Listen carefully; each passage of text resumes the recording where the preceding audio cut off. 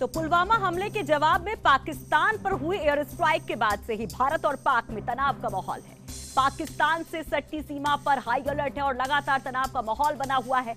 राजस्थान के सीमावर्ती जिलों में भी हाई अलर्ट जारी किया गया है।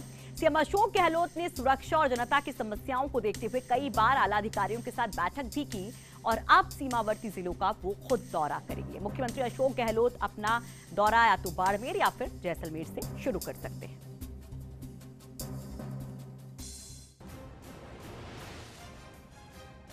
भारत और पाकिस्तान के बाद पुलवामा आतंकी हमले के बाद से ही तनाव का दौर जारी है। एयर स्ट्राइक के बाद ये तनाव बढ़ा। हालांकि विंग कमांडर अभिनंदन को वापस कर पाकिस्तान ने बात करने की कोशिश की, लेकिन भारत का सख्त रुख बरकरार है। इस बीच पाकिस्तान लगातार सीमा पर सीज फायर को तोड़ रहा है। प्रदेश में भी बॉर्डर पर हाई अलर्ट है। सुरक्षा के मद्देनजर मुख्यमंत्री Ashok Gehlot high level meeting भी कर चुके हैं और लगातार सीमावर्ती जिलों के हालातों का जायजा ले रहे हैं, ताकि प्रदेश की जनता सुरक्षित रहे और समय रहते सभी तरह के इंतजाम मुहैया कराए जा सके। अब एक बार फिर सीएम अशोक गहलोत ने सीमावर्ती इलाकों का दौरा करने की योजना बनाई है। भारत पाक के बीच उपजे तनाव और बॉर्डर पर हाई अलर्ट की स्थिति को देखते हुए मुख्यमंत्री अशोक गहलोत बाड़मेर, जैसलमेर, गंगानगर और बीकानेर के दौरे पर रहेंगे। इसको लेकर प्रशासन और बीएसएफ अलर्ट हो गए हैं। एक दिन के इस दौरे में मुख्यमंत्री बॉर्डर के हालात जानेंगे। सूत्रों के मुताबिक मुख्यमंत्री गहलोत अपना दौरा बाड़मेर, जैसलमेर या फिर गंगानगर से शुरू कर सकते हैं। हेलीकॉप्टर से मुख्यमंत्री बॉर्डर की चौकियों पर पहुंचेंगे और यहां बीएसएफ, सेना और खुफिया एजेंसियों के अधिकारियों से बात करेंगे। मुख्यमंत्री सीमा पर तनाव बाद उपजे हालात और हाई अलर्ट को लेकर जानकारी लेंगे। इस दौरान प्रशासनिक अधिकारी भी मौजूद रहेंगे। जानकारी के अनुसार सभी जिलों के जिला कलेक्टर और प्रशासनिक अधिकारी भी इस दौरान बॉर्डर एरिया में मौजूद रहेंगे और मुख्यमंत्री को सीमा की स्थिति और जिलों से संबंधित हाई अलर्ट की जानकारी देंगे। मुख्यमंत्री अशोक गहलोत बाड़मेर में मुनाबाव, गडरा रोड और बाखासर भी जा सकते हैं। बाड़मेर में मुनाबाव, गडरा रोड और बाखासर की सीमा चौकियों पर मुख्यमंत्री का दौरा होने की संभावना है। मुनाबाव से रेलवे स्टेशन से थार एक्सप्रेस की जानकारी लेंगे। साथ ही बाखासर में रण के इलाके के बारे में भी जानकारी ली जाएगी। Bureau report, first India news.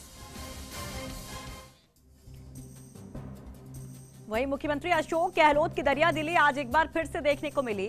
इस दरियादिली का नतीजा है कि शायद दीपक अपने पैरों पर फिर से खड़ा हो सकेगा। करीब 9 साल पहले मुख्यमंत्री अशोक गहलोत की सभा से लौटते वक्त पुलिस की गाड़ी खाई में गिर गई थी, जिसमें 3 जवानों की मौत हो गई थी और कई जख्मी हो गए थे। उनमें से दीपक भी एक था। घटना के बाद दीपक के दोनों पैर पैरालाइज्ड हो गए। इलाज के लिए पैसा नहीं होने से दीपक 9 साल बाद भी अपने पैरों पर खड़ा नहीं हो पाया। आज दीपक सीएम आवास अपने पिता के साथ पहुंचे और सीएम अशोक गहलोत ने हर संभव मदद का आश्वासन दिया।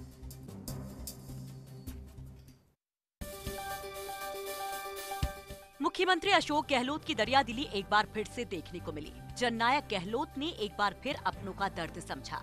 इसी दरियादिली का ही नतीजा है कि शायद दीपक अपने पैरों पर फिर से खड़ा हो सकेगा। सीएम आवास पर पहुंचे पुलिसकर्मी दीपक के दर्द को समझते हुए मुख्यमंत्री अशोक गहलोत ने दीपक को हर संभव मदद का आश्वासन दिया और उनके लिए विभाग में पत्र भी भेजा। अपने पिता के साथ सीएम आवास पहुंचे दीपक ने जब अपनी कहानी मुख्यमंत्री गहलोत के सामने रखी, तो सीएम ने भी तुरंत अपने अधिकारियों को पत्र भेजने की बात कही। 9 साल से अपने पैरों पर खड़े नहीं हो सके दीपक को अब मुख्यमंत्री अशोक गहलोत के आश्वासन से संबल मिला है और वो खुशी खुशी सीएम आवास से एक मुस्कान लेकर अपने घर चले गए। अभी सीएम साहब से मिला मैं, तो सीएम साहब ने पूर्णतः आश्वासन दिया मुझे कि आपके इलाज में हर संभव हम मदद करेंगे। तो आप सभी मीडिया कर्मी को और सभी पुलिसकर्मी को बहुत बहुत धन्यवाद मुझे मिलवाने के लिए। दरअसल दीपक सुथार के साथ 22 दिसंबर 2010 को ड्यूटी से आते वक्त हादसा हुआ था। यह हादसा उस वक्त हुआ था जब तत्कालीन मुख्यमंत्री अशोक गहलोत के कार्यक्रम से पुलिस का जाब्ता लौट रहा था। बांसवाड़ा से प्रतापगढ़ लौटते समय सड़क दुर्घटना हो गई थी और सुहागपुरा के पास झनिया नदी में पुलिस की बस गिर गई थी। इस हादसे में 3 पुलिस कर्मियों की जान भी चली गई थी और दीपक सुथार को गंभीर चोटें आई थी। रीढ़ की हड्डी में चोट से दीपक के दोनों पैर पैरालाइज्ड हो गए थे। 22 दिसंबर 2010 को राष्ट्रपति के उदयपुर आगमन को लेकर दीपक प्रतापगढ़ से जाब्ते के साथ ड्यूटी पर गए थे। ड्यूटी समाप्त होने के बाद दीपक को आला अधिकारियों से निर्देश मिले कि 23 दिसंबर 2010 को मुख्यमंत्री अशोक गहलोत की बांसवाड़ा में सभा में जाब्ते के साथ ड्यूटी पर जाना है। दीपक मुख्यमंत्री की सभा समाप्त होने के बाद जब बांसवाड़ा से प्रतापगढ़ रास्ते में जाब्ते के साथ जा रहे थे, तभी उनकी गाड़ी एक 20 फीट गहरी खाई में गिर गई, जिसमें 3 पुलिसकर्मियों ने मौके पर ही दम तोड़ दिया और दीपक सहित अन्य पुलिसकर्मियों को गहरी चोटें आई थी। इस हादसे ने दीपक का मानो सब कुछ छीन लिया हो। श्रीमान सीएम साहब की ड्यूटी में मेरा एक्सीडेंट हुआ था। अशोक जी गहलोत साहब ही उस समय सीएम साहब थे। हमारा राजस्थान पुलिस की बस थी, सीएम साहब की ड्यूटी करके लौट रहे थे हम, तो बस खाई में गिर गई तो मेरे रीढ़ की हड्डी फ्रैक्चर हो गई। 8 साल हो गए मुझे गवर्नमेंट से मदद की गुहार लगाते लगाते। प्रत्येक सीएम साहब से मिला हूँ मैं सन 2013 में। उन्होंने आश्वासन दिया, फिर सरकार चेंज हो गई, फिर कुछ हुआ नहीं। हादसे के बाद सरकार ने दीपक को 1,20,000 रुपए की सहायता राशि दी, लेकिन दीपक के इलाज में इस राशि का कोई उपयोग नहीं हो सका। 9 साल में परिजनों ने 8 लाख रुपए इलाज में खर्च कर दिए। इस दौरान दीपक ने कई विभागों के अधिकारियों के चक्कर काटे, लेकिन किसी ने मदद नहीं की। दीपक के परिवार वालों ने इलाज के लिए अपने नजदीकियों से ब्याज पर पैसे लिए, लेकिन दीपक पूरी तरह से ठीक नहीं हो पाए। यहाँ तक कि परिवार वालों ने इलाज के कारण अपने घर की जमीन तक बेच दी। अब दीपक का परिवार पूरी तरह से टूट चुका है। दीपक के इलाज के लिए 38 लाख रुपए की जरूरत है। इसी आस में आज दीपक सीएम आवास पहुँचे। इससे पहले भी दीपक कई अधिकारियों के चक्कर लगा चुके हैं, लेकिन नियमों का हवाला देकर सभी दीपक को सहायता करने से मना कर चुके हैं। ऑफिशियली का भी मैंने लेटर भेजे राष्ट्रपति साहब, प्रधानमंत्री कार्यालय और राष्ट्रीय मानवाधिकार आयोग, लेकिन कहीं से भी कुछ मुझे फ़ायदा नहीं मिला।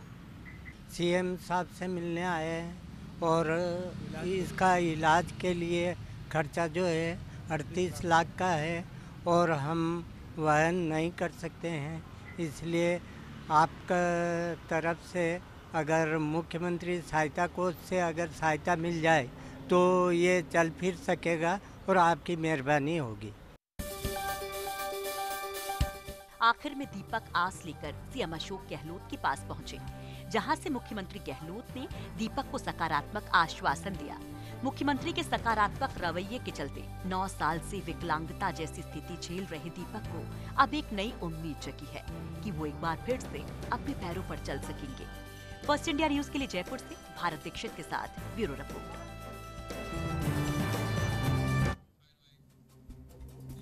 तो उम्मीद तो उद्यमियों को भी जगी है। दरअसल फर्स्ट इंडिया की खबर पर एक बार फिर से मुहर लग गई है। फर्स्ट इंडिया ने आज सुबह ही बता दिया था कि सरकार उद्योग जगत को बड़ा तोहफा देने के लिए अध्यादेश ला रही है और राज्यपाल ने इस पर मुहर लगा दी है। शाम को खुद सरकार ने इस बात की घोषणा करके राज्य में एमएसएमई उद्योगियों के लिए, उद्यमियों के लिए एक खुशी की खबर ला दी। उद्योगों के लिए MSME facilitation of establishment and operation अध्यादेश 2019 लागू कर दिया गया है। मुख्यमंत्री अशोक गहलोत ने ये अध्यादेश लागू करके राज्य के उद्योग जगत को बड़ा तोहफा दिया है।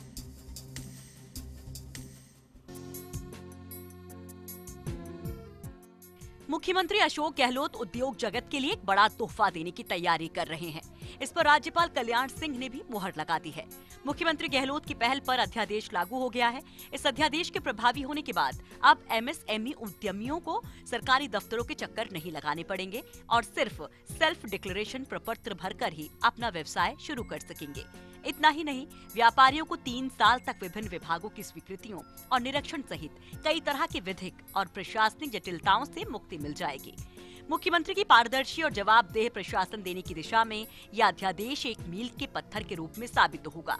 अध्यादेश के प्रावधानों के अनुसार उद्यमी एक निर्धारित प्रारूप में इलेक्ट्रॉनिक या फिर भौतिक रूप से declaration of intent nodal agency को पेश करेगा और नोडल एजेंसी द्वारा एक्नॉलेजमेंट सर्टिफिकेट जारी किया जाएगा। इसके साथ ही व्यापारी को 3 साल तक विभिन्न विभागों की स्वीकृति और निरीक्षण से छूट मिल जाएगी।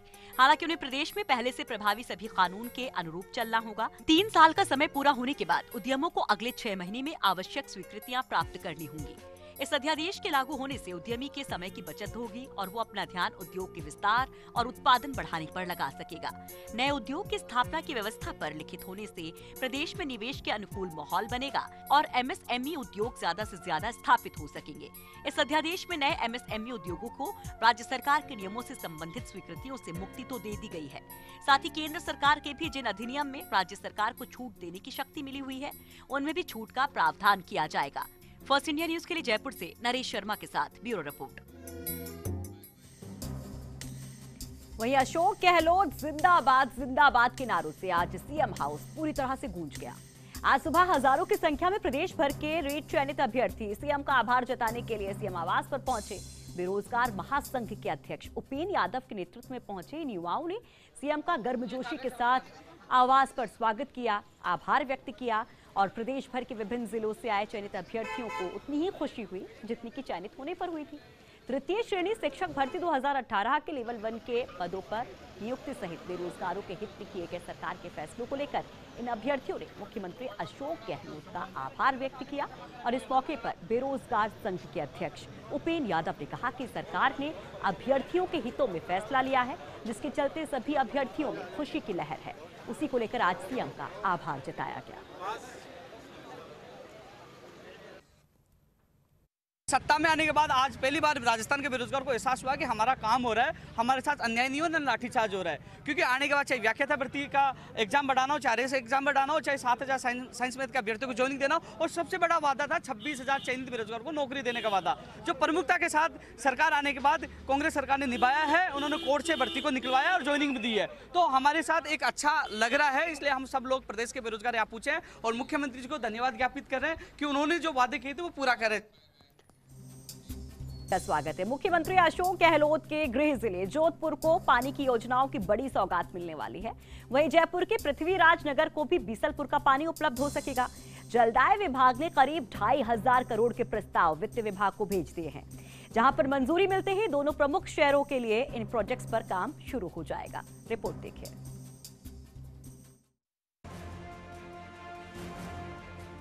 जलदाय विभाग ने शनिवार और रविवार को अवकाश के दिन भी अपने दफ्तर खोले थे और अधिकारियों को साफ निर्देश दिए थे कि वे छुट्टी के दिन भी ऑफिस आएं।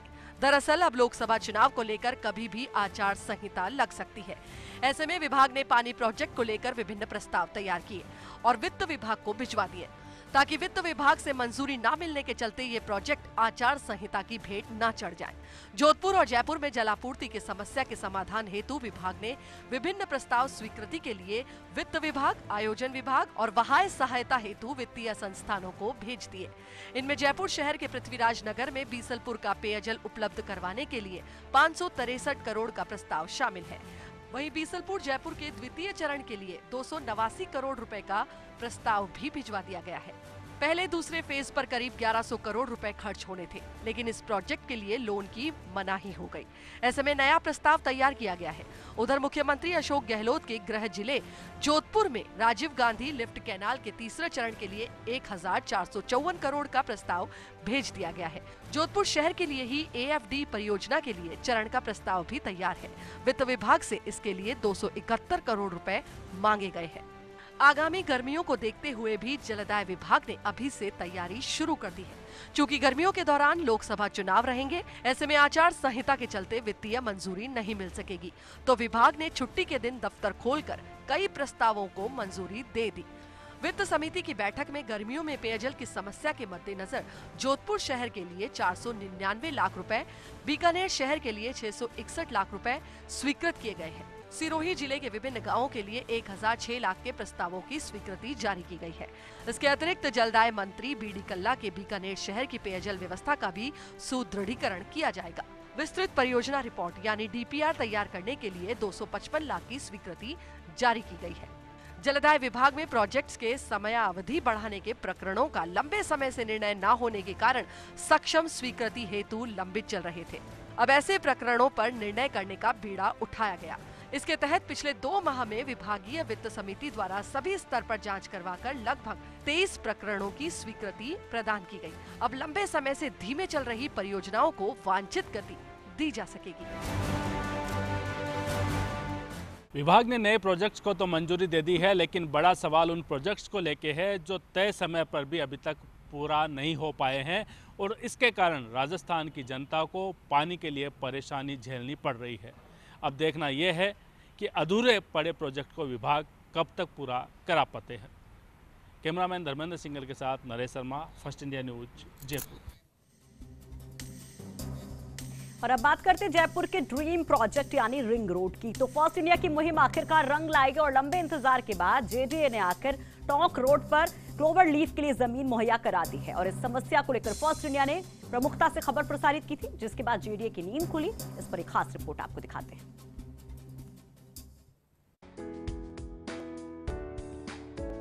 जयपुर में बन रहा ring road state of art की अनूठी मिसाल होगा। रिंग रोड की 47 किलोमीटर लंबी स्ट्रेच लगभग पूरी हो चुकी है। 2 आरओबी का काम अगले 10 दिन में पूरा भी हो जाएगा। इसके बाद बचेगा तो महज क्लोवर लीफ का काम, जिसके लिए जेडीए ने लंबे इंतजार के बाद टोंक रोड पर 6 हेक्टेयर जमीन मुहैया करवा दी है। इस महीने आगरा रोड और अजमेर रोड के लिए भी 12-12 हेक्टेयर जमीन मुहैया करवाई जाएगी। जेडीए की विफलता के बाद 47 किलोमीटर लंबे रिंग रोड का काम एनएचएआई को दिया गया था। प्रक्रिया के बाद एनएचएआई ने हरियाणा की गावर कंपनी को रिंग रोड का 810 करोड़ रुपए का ठेका भी दे दिया और गावर ने पिछले साल 18 जनवरी से रिंग रोड पर काम भी शुरू कर दिया था। 6 लेन के रिंग रोड में जर्मनी की पेवर का इस्तेमाल किया गया था। 15 महीने में रिंग रोड का कार्य पूरा करने का लक्ष्य रखा गया था, पर कंपनी इसे समय से पहले ही पूरा कर लेगी। रिंग रोड पर 2 टोल प्लाजा होंगे, 3 क्लोवर लीफ बनने हैं। प्रोजेक्ट के लिए क्लोवर लीफ का बनना अहम है। क्लोवर लीफ के लिए जेडीए को एनएचएआई ने 25 जून 2018 को 200 करोड़ रुपए दे दिए थे, लेकिन जेडीए जमीन देने में नानुकुर करता रहा। आखिर में 28 फरवरी को मुख्य सचिव को उच्च स्तरीय बैठक लेनी पड़ी। बैठक में मुख्य सचिव ने जेडीए को फटकार लगाई और एनएचएआई को जमीन मुहैया करवाने के आदेश दिए।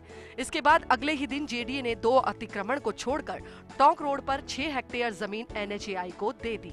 अगले 2-3 दिन में दोनों अतिक्रमण हटाकर बाकी की जमीन भी सौंप दी जाएगी। फिर एनएचएआई 238 करोड़ रुपए के क्लोवर लीफ के टेंडर जारी करेगा। एनएचएआई के सीजीएम एम.के. जैन ने बताया कि केंद्रीय मंत्री नितिन गडकरी जल्द ही वीडियो कॉन्फ्रेंसिंग के जरिए प्रोजेक्ट का लोकार्पण कर सकते हैं। रिंग रोड का काम कर रही हरियाणा की कंपनी गावर ने 46 किलोमीटर लंबी स्ट्रेच तैयार कर दी है और सभी बड़े और छोटे पुलों का काम भी पूरा कर लिया है। एक मेजर और माइनर ब्रिज बनाए गए हैं। 2 आरओबी और आरयूबी भी तैयार है। 31 कलवट भी तैयार की गई है। कानोता के पास रेलवे ओवर ब्रिज में देरी से मंजूरी के चलते कुछ काम अगले 10 दिन में पूरा कर लिया जाएगा। सबसे बड़ा पुल ढूंढ नदी के ऊपर से निकल रहा है, जो रेलवे पुल के ऊपर से होकर जा रहा है। ये इंजीनियरिंग का एक बेहतरीन नमूना माना जा रहा है। 280 mm मोटे रिंग रोड को तैयार करने के लिए जर्मनी से पेवर मंगवाई गई है। ये बात अलग है कि जेडीए की लापरवाही से जयपुराइट्स और जयपुर आने वाले लोगों को रिंग रोड का जो फायदा मिलना चाहिए था वो देरी से मिलेगा।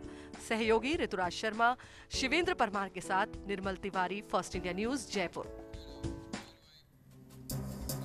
तो 8 सिविल लाइन से आज क्या कुछ महत्वपूर्ण खबरें निकली वो हमने आपको दिखाया, लेकिन मुख्यमंत्री जितना अपने दफ्तर में एक्टिव रहते हैं उतना ही सोशल मीडिया पर भी एक्टिव रहते हैं। तो सोशल मीडिया पर आज मुख्यमंत्री ने क्या कुछ पोस्ट किया, फिर चाहे हम फेसबुक की बात करें या ट्विटर की, चलिए उस पर नजर डाल लेते हैं।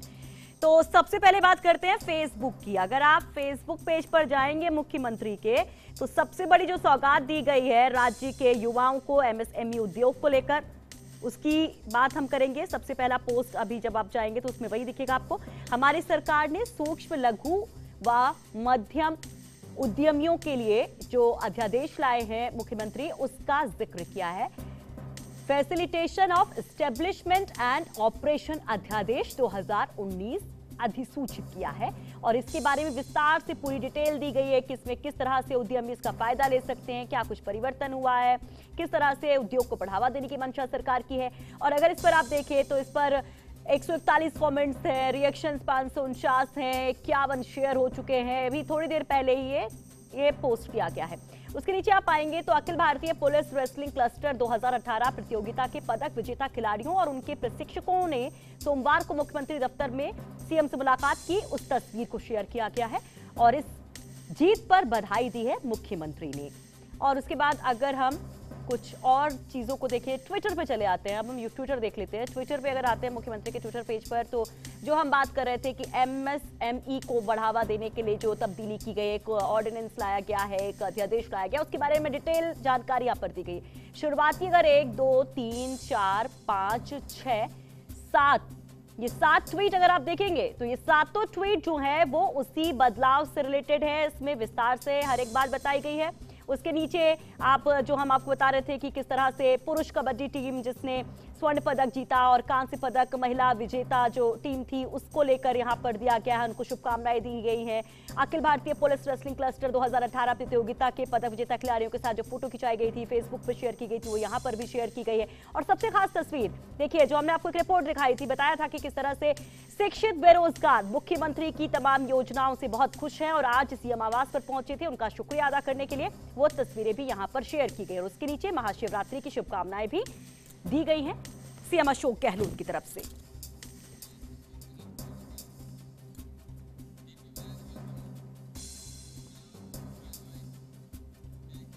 और इसी के साथ इस खास शो में